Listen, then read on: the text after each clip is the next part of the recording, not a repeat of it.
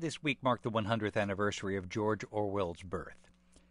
There's one phrase that seems to appear in most of the appreciations that have recently been written about Mr. Orwell: clear-eyed.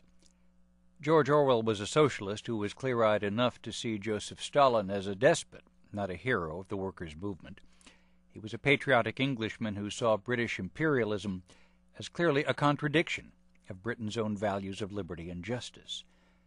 Mr. Orwell's eyes were perhaps never clearer than when he wrote Homage to Catalonia in 1938. He'd come to Spain as a journalist and grew so convinced that the spread of fascism should be stopped that he stayed to fight in the trenches during the Spanish Civil War with a group of Marxist soldiers. He distrusted their ideology but admired their courage and felt that courage was more pertinent in a foxhole than political sophistication.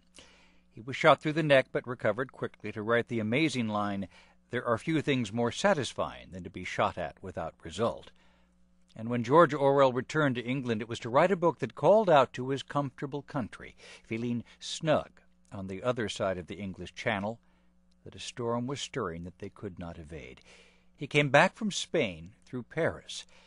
"Decayed and gloomy," wrote George Orwell. "Half the cafes I used to know were shut for lack of customers, and everyone was obsessed with the high cost of living and the fear of war.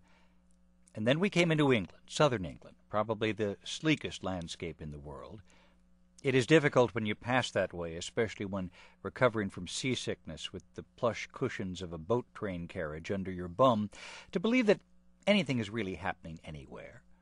Earthquakes in Japan, famines in China, revolutions in Mexico. Don't worry. The milk will be on the doorstep tomorrow morning. The new statesman will come on Friday. The industrial towns were far away, a smudge of smoke and misery hidden by the curve of the earth's surface. Down here it was still the England I had known in my childhood.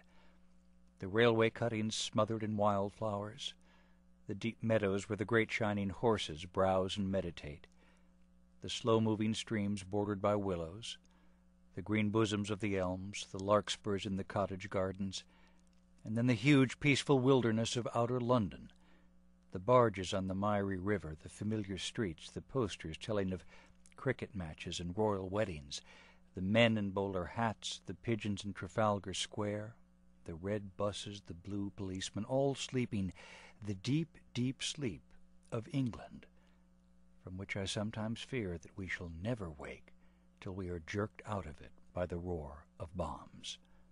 George Orwell, the last words of his 1938 book, Homage to Catalonia.